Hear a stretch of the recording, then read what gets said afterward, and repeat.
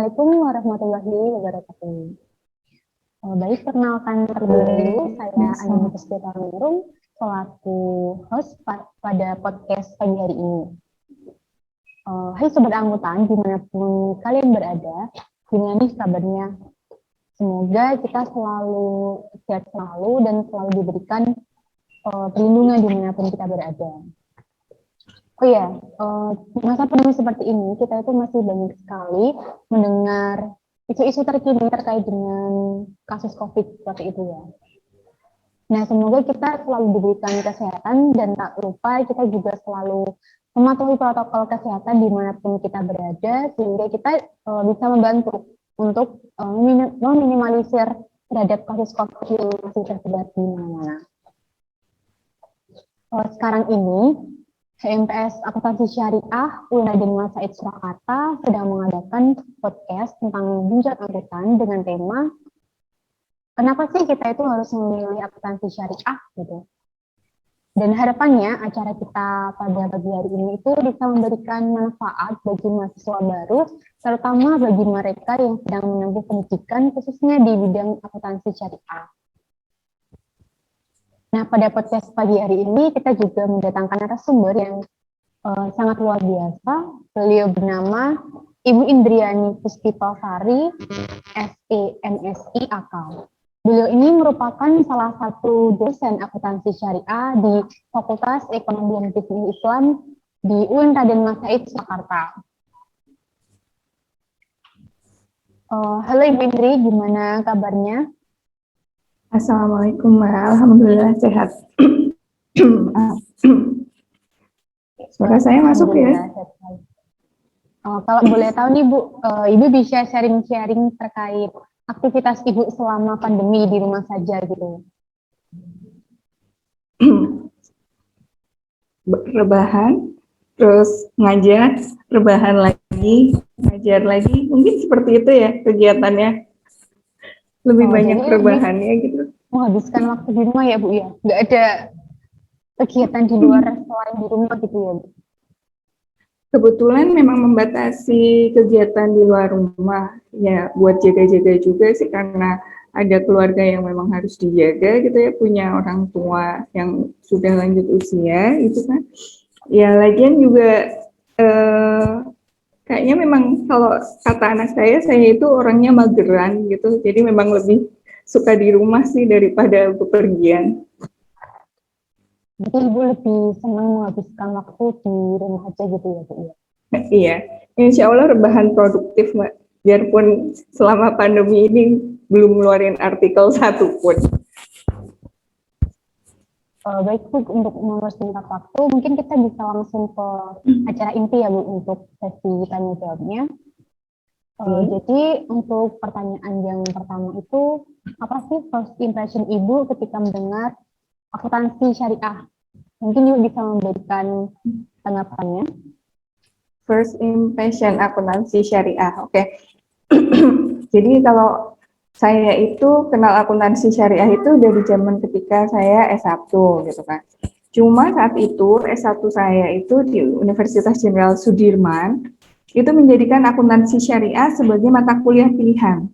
Artinya karena pilihan kan jadi nggak wajib diambil oleh mahasiswanya. Siapa yang berminat ngambil, maka dia bisa ikut mata kuliah tersebut.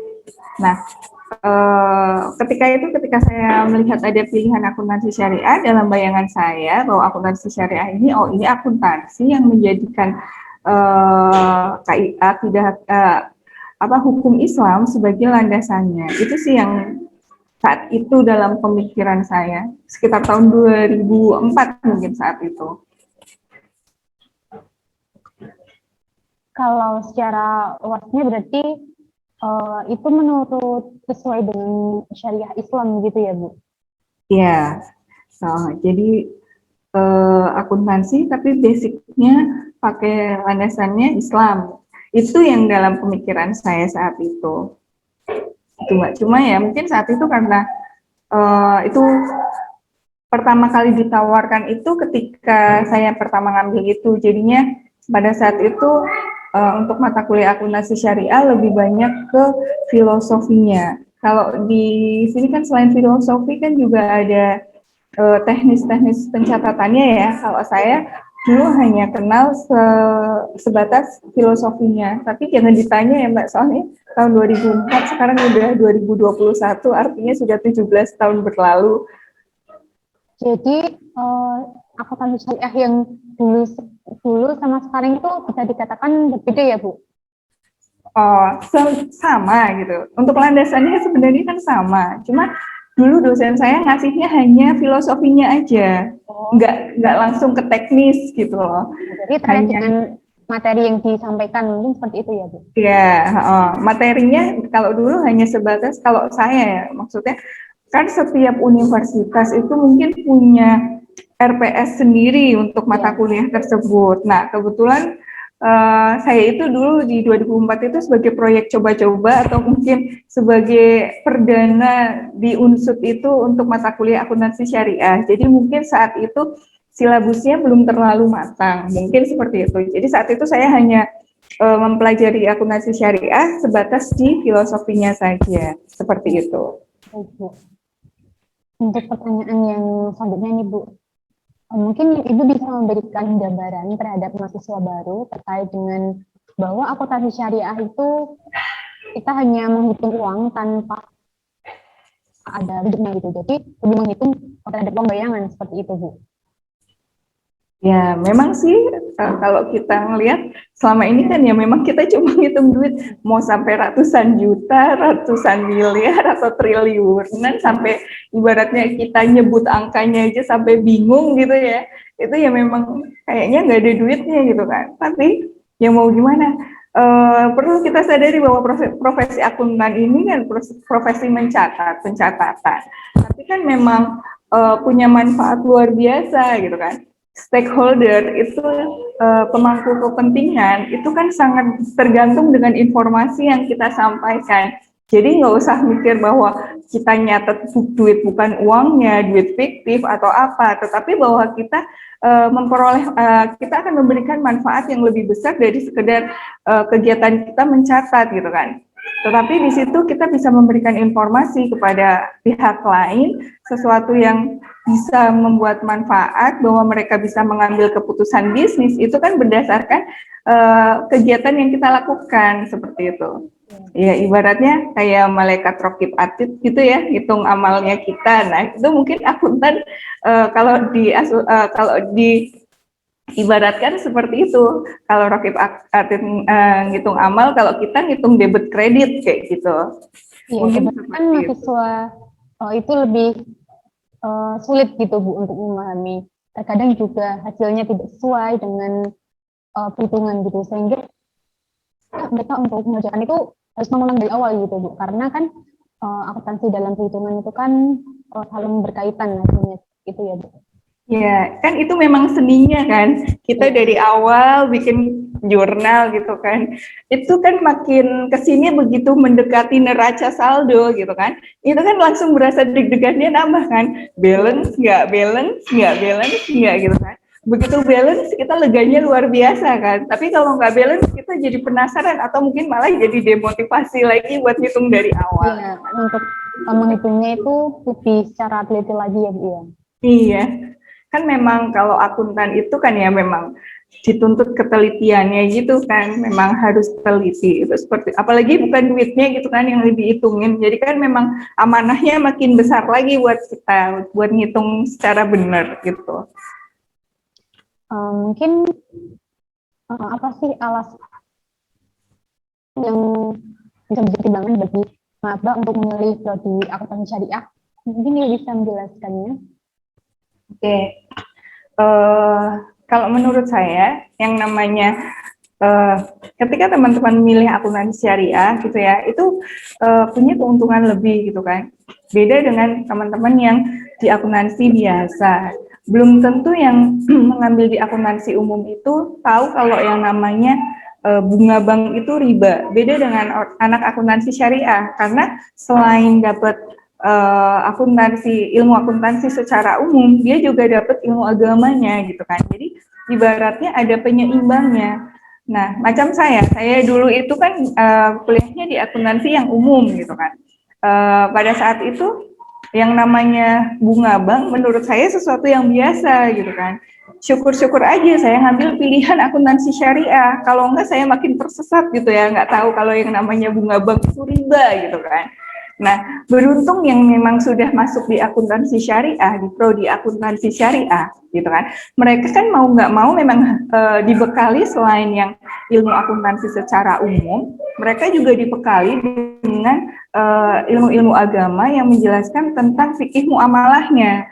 Mereka jadi punya warning, punya rambu-rambu gitu ya, bahwa transaksi-transaksi yang mengandung maghrib gitu ya, maisir, goror, riba, itu kan transaksi yang dilarang oleh agama. Jadi mereka itu ibaratnya beruntung lah kalau misalnya masuk di akuntansi syariah. Jadi selain balance gitu ya, ada ilmu agama, ada ilmu dunianya. Kalau menurut saya itu sih kenapa kita ibaratnya menjadi nilai plus kita, menjadi value added kita ketika kita memilih akuntansi syariah sebagai program studi kita.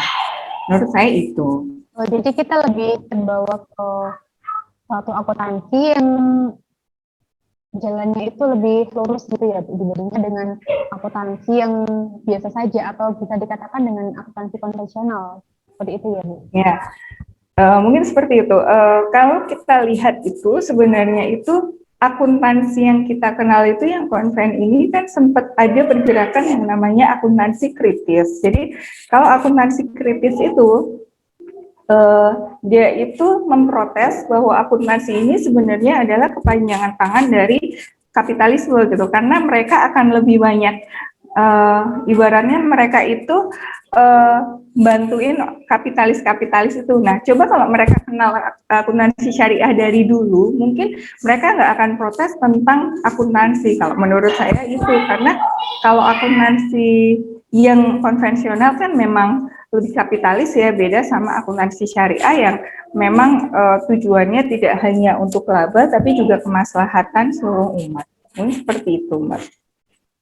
Nah, untuk prodi akuntansi syariah di kampus kita dengan kampus lain itu, menurut Ibu apa sih keunggulannya dari akuntansi syariah kita sendiri itu? Oke, keunggulannya akuntansi syariah di UIN Raden Mas Said, saya masih agak kagok ngomongin UIN Raden Mas Said Surakarta gitu ya, karena masih terbiasa IAIN Surakarta gitu kan. Oke, kalau menurut saya keunggulannya satu, akreditasinya udah A gitu kan. Itu merupakan suatu nilai lebih dari program studi akuntansi syariah. Kemudian akuntansi syariah di UIN RMS ini adalah program studi pertama kali akuntansi yang program studi pertama kan dibandingkan dengan dengan dari PTKIN lain gitu kan. Jadi ibaratnya umurnya lebih tua. Kalau lebih tua insya Allah lebih matang gitu kan. Walaupun mungkin kita 2011, sekarang 2021, umur 10 tahun, kita mungkin masih dalam tahap pertumbuhan gitu ya, belum di tahap mature gitu kan. Cuma sampai sekarang jika kita flashback ke tahun-tahun sebelumnya, kita bisa lihat bahwa kita itu berprogres gitu kan, bahwa trennya itu kita selalu naik dari masalah dosen kita dari yang tadinya hanya Bu Marita dan almarhum Bu Meka yang benar-benar home base-nya akuntansi, kemudian ketambahan lagi ada 9 dosen lagi, kemudian sekarang sampai akhirnya bertambah lagi gitu kan. Apalagi dengan sumber daya dosen yang muda, insya Allah kami energik gitu ya, kalau energik gitu ya. Ya masih agak jauh. Ya gimana? Ya pokoknya insya Allah dari sumber daya manusianya pun gitu kan. Insya Allah kita punya sumber daya manusia yang bagus. Ada lulusan UGM, UNS gitu kan. Itu nggak bisa dipandang sebelah mata. Jelas insya Allah kami siap berprogres dan membantu untuk selalu memajukan akuntansi syariah. Seperti itu. Jadi kita lebih berproses untuk mengutamakan kualitas dari akuntansi syariah itu sendiri ya, Bu? Ya, karena menjaga akreditasi A itu sendiri kan susah gitu kan. Jadi mau nggak mau kita harus terpacu untuk selalu meningkatkan kualitas kita, baik dari dosennya sendiri, kemudian juga yang nantinya akan berefek ke mahasiswanya. Itu seperti itu. Jadi kualitas dari mulai dari fakultasnya sendiri dan dosennya sendiri nantinya itu bisa mempengaruhi terhadap mahasiswanya itu ya Bu ya. Ya betul. Dan insya Allah kan kami punya tujuan mulia nih. Kami semua dosen-dosen di akuntansi syariah itu kan punya misi untuk mencerdaskan anak bangsa nih. Makanya teman-teman yang besok kuliah di akuntansi syariah nggak boleh ngeluh kalau dikasih banyak tugas sama dosennya gitu. Karena ingat kami punya tujuan mulia untuk mencerdaskan teman-teman semua, biar bahan teman-teman ini semakin produktif di rumah gitu. Oh ya, terkait dengan adaptasi, mungkin Ibu bisa memberikan gambaran atau penjelasan terkait dengan adaptasi bahwa sekarang kan banyak banget mahasiswa yang lintas jurusan, mulai dari jurusan yang tidak sejurus dengan potensi syariah gitu Bu. Dipertimbangkan karena terkadang kita juga kesulitan untuk mencari tempat kita untuk kuliah seperti itu Bu. Oke, ya beberapa memang dulu mahasiswa saya ada yang dari SMK jurusan otomotif gitu kan. Kalau yang SMK jurusan otomotif kan sama sekali ya nggak nyambung dengan akuntansi. Ada juga yang jurusan IPA kemudian lintas minatnya fisika atau mungkin lintas minatnya bukan di ekonomi. Kalau yang jurusan IPA kebetulan nanti lintas minatnya ekonomi agak lumayan, mungkin agak sedikit kenal sama akuntansi. Oke. Buat teman-teman yang memang bukan dari jurusan akuntansi atau mungkin malah belum kenal sama sekali dengan akuntansi, nggak usah khawatir gitu. Karena saya adalah salah satu orang yang tersesat di akuntansi. Karena dulu saya SMA-nya juga dari IPA gitu kan. Terus tiba-tiba nyasar di akuntansi. Dan bahkan di awal-awal perkuliahan pun saya agak kesulitan untuk melakukan adaptasi gitu. Buat teman-teman yang mungkin seperti itu rasanya bahwa aku salah masuk jurusan gitu, mungkin merasa bahwa jurusan yang diambilnya itu salah gitu. Cuma kalau menurut saya do the best, lakukan yang terbaik gitu kan. Biarpun teman-teman ngerasa ini salah gitu kan, teman-teman harus tetap melakukan yang terbaik. Jangan sampai besok-besok bakalan nyesel gitu kan. Karena yang namanya momentum itu kan nggak akan terulang lagi gitu. Mungkin saya pun punya penyesalan ketika zaman dulu kuliah S1, kuliah saya kurang terlalu serius gitu kan. Nah, itu mungkin jadi penyesalan juga. Nah, jangan sampai teman-teman ngerasain hal yang seperti itu. Nah, kemudian untuk masalah kesulitan belajar, sebenarnya yang namanya akuntansi itu ketika teman-teman yang belum pernah kenal sama sekali sama akuntansi, kuncinya adalah banyak baca dan banyak latihan. Karena teman-teman ini ibaratnya kalau yang udah kenal akuntansi ini kan jalan cepat gitu ya. Mereka diibaratkan jalan cepat, sedangkan teman-teman yang belum kenal akuntansi ini mau nggak mau harus lari biar bisa mengimbangi teman-teman yang sudah kenal akuntansi. Tapi kalau udah di semester 2, 3 dan selanjutnya, nanti teman-teman yang dari jurusan lain sebenarnya udah startnya sama yang udah kenal akuntansi. Itu menurut saya sih gitu. Jadi banyak-banyak baca, banyak-banyak latihan. Karena biarpun teman-teman yang udah kenal akuntansi pun, kalau misalnya nggak banyak latihan, itu juga bakalan bisa kalah kok sama yang teman-teman dari jurusan lain yang belum kenal akuntansi tetapi banyak baca dan banyak latihan. Itu saja sih. Practice make perfect, mungkin seperti itu ya. Itu memang slogannya kayaknya beneran kepake. Jadi itu semua itu kembali ke pribadi masing-masing ya Bu, terkait dengan niat atau tidaknya untuk menempuh pendidikan tersebut. Betul. Karena ibaratnya dosen itu hanya sekedar fasilitator. Gitu ya. Kalau ibaratnya teman-teman harus punya effort sendiri ketika mempelajari akuntansi. Kami para dosen ketika di kelas kami menyampaikan apa yang menurut kami itu penting. Kemudian setelah itu mahasiswa akan mempelajari sendiri. Saya kalau di kelas selalu bilang, ketika teman-teman nggak ada pertanyaan, saya asumsikan teman-teman paham. Nah, itu seperti itu. Biarpun misalnya teman-teman diem tapi sebenarnya nggak paham, itu menjadi kerugian teman-teman ketika nggak bertanya. Nah, di sini saya sebenarnya pengen ngajak teman-teman untuk aktif di kelas. Cuma kadang apakah teman-teman malu ketika bertanya dianggap bodoh atau gimana? Cuma kan itu akhirnya rugi sendiri. Bahkan kalau yang mahasiswa saya ajar, saya selalu berpesan, teman-teman kalau memang kesulitan dengan materi akuntansi, saya available 24 jam gitu kan. Cuma mohon maaf kalau slow respon, tapi kalau misalnya ada kesulitan, saya bersedia dihubungi kapan saja. Teman-teman boleh berdiskusi sama saya, materi mana yang memang teman-teman kurang paham, itu seperti itu. Cuma ya akhirnya kembali lagi, teman-teman sudah dewasa, udah punya KTP semua saya yakin kan. Jadi saya asumsikan ketika teman-teman nggak ada pertanyaan, alhamdulillah berarti sudah paham semua, seperti itu. Kadang mahasiswa itu dalam sulit materi itu bingung Bu, mau yang ditanyain itu yang mana kayak gitu. Oke, ya makanya biar nggak bingung-bingung banget, mereka mau nggak mau kan harus baca terlebih dahulu.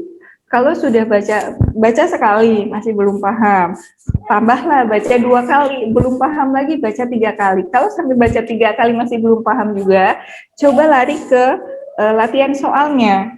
Kalau di latihan soal memang benar-benar mentok nih, baru kemudian ditanyakan ke dosennya, Bu, saya masih bingung. Yang ini kok kenapa bisa di debit, di kredit, atau seperti apa, atau pertanyaan-pertanyaan apapun gitu kan. Saya yakin dosen-dosen di akuntansi syariah selalu siap sedia membantu teman-teman semua kok. Saya pikir seperti itu. Seperti motivasi kami dan tujuan kami untuk mencerdaskan anak bangsa, jadi konsekuensinya kami memang harus siap tanya-tanya sama teman-teman. Saya kira seperti itu. Terkait prospek nih Bu, mungkin Ibu bisa menjelaskan prospek ke depan bagi seorang akuntan, khususnya itu di akuntansi syariah gitu Bu. Oke. Prospek ke depannya, walaupun sekarang sudah revolusi industri 5 ya, yang sebelumnya revolusi industri 4 kita ciri khasnya dengan IoT itu Internet of Things gitu ya. Bahkan kemudian muncul yang namanya teknologi blockchain gitu yang ada peer to peer, sehingga ketika seseorang menginput transaksi langsung real time saat itu bisa ketahuan. Tetapi yang namanya akuntan, profesi akuntan, yang namanya manusia itu tetap tidak tergantikan, gitu kan. Teknologi boleh setinggi apapun, tetapi yang namanya manusia itu punya sifat punya yang namanya insting, fleksibilitas, kemudian sifat-sifat yang hanya manusia miliki. Fleksibilitas itu tidak dimiliki oleh mesin. Bahkan artificial intelligence pun saya pikir tidak akan sefleksibel manusia.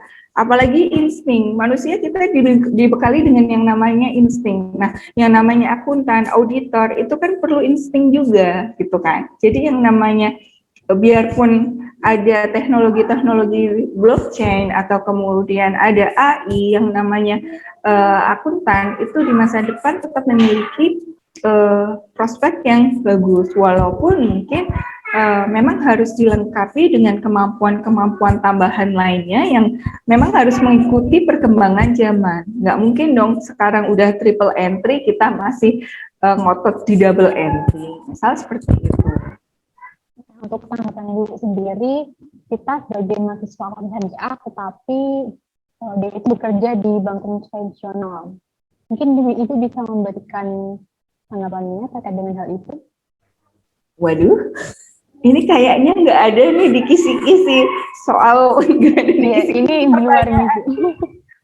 Karena kan kebanyakan dari kita capek-capek kuliah di akuntansi syariah, tapi ujung-ujungnya juga masuk di bank konvensional gitu Bu. Karena kan kita juga dalam mencari pekerjaan.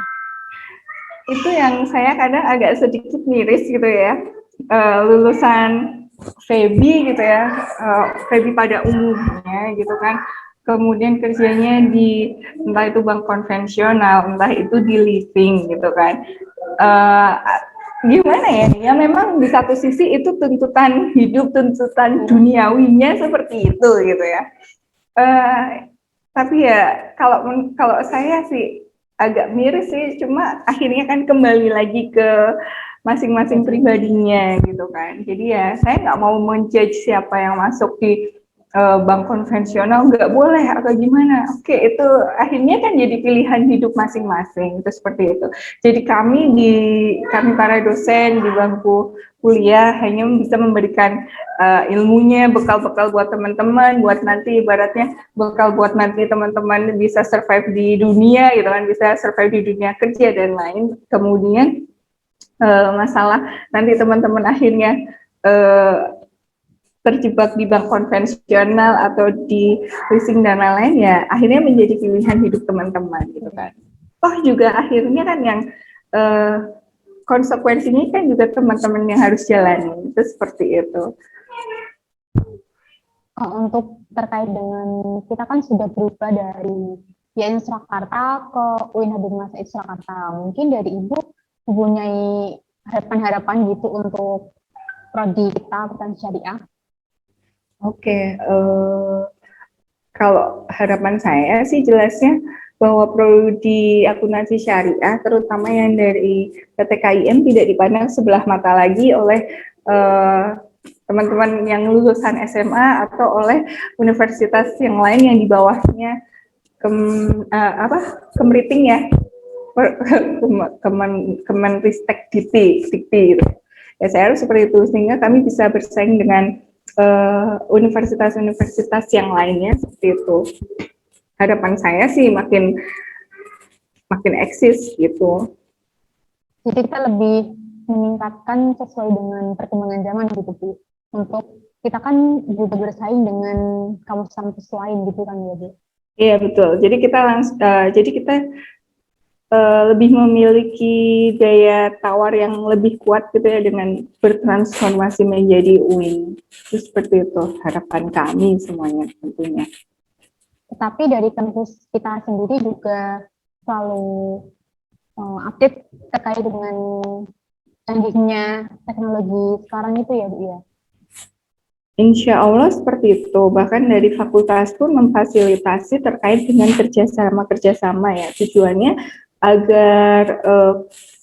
agar kita tidak tertinggal gitu ya, sehingga teman-teman yang nanti lulus dari FEBI pun diperhatikan atau kita bisa dipertimbangkan di dunia kerja gitu. Kalau mungkin tadinya, tapi yang seperti kita ibaratnya memperkuat praktikum nih, praktikum diperkuat kan biar teman-teman semua punya skill yang nanti bisa menjadi pertimbangan para perusahaan agar mempertimbangkan bahwa ini skillnya gini, ternyata nggak ketinggalan. Itu artinya kita mempunyai posisi tawar yang cukup di dunia kerja, itu seperti itu. Dan fakultas kita itu juga melihatkan ciri khas kita gitu, berbeda dengan fakultas-fakultas lain gitu. Kadang kita memiliki sesuatu ini tetapi tidak dimiliki oleh fakultas lain, seperti itu ya Bu. Ya, akhir-akhir ini kalau kita bisa lihat itu kan bahwa di FEBI ini sendiri kan ya kelihatan cheer up gitu kan. Ya dari dulu yang namanya Fakultas Ekonomi itu kan memang sepertinya kan memang jadi most wanted gitu ya di universitas. Nah itu kita lihat bahwa di tempat kita lebih banyak laboratorium buat praktikum mahasiswa biar lebih punya bekal ketika nanti ketemu di dunia kerja sehingga mereka nggak kagok lagi. Mungkin itu yang berusaha dipersiapkan oleh prodi dan juga fakultas. Ini seperti itu.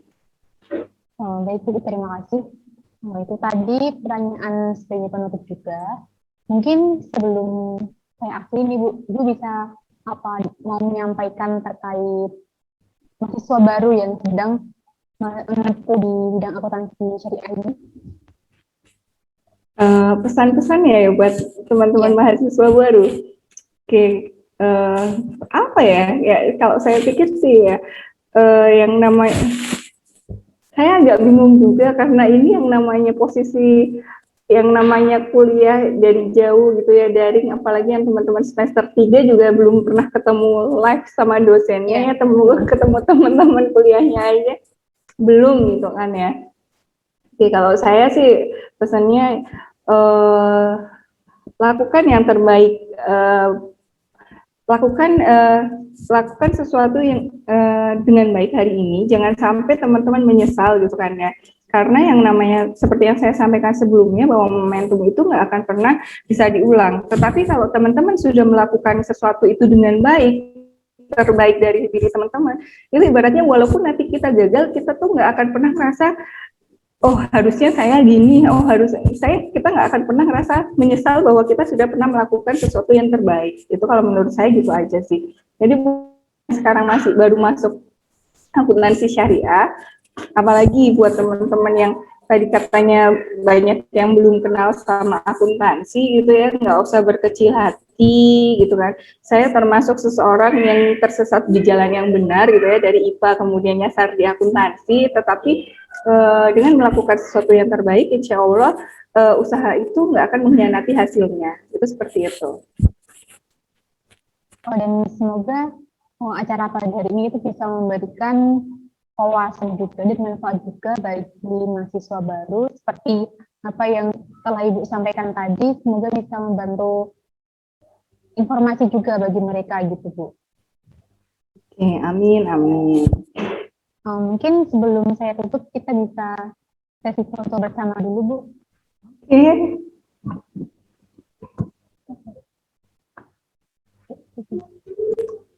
Ya hitung ya Bu ya. 1, 2, 3.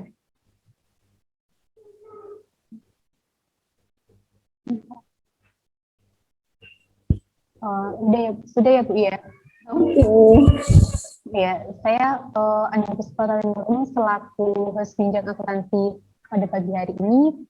Mohon pamit undur diri apabila ada salah kata yang tidak berkenan bisa dimohon maafkan. Wassalamualaikum warahmatullahi wabarakatuh. Waalaikumsalam warahmatullahi wabarakatuh. Oke, terima kasih undangannya buat sharing visionnya. Terima kasih ya. Saya Alicia. Ibu Indri yang telah memberikan wawasannya, ilmunya.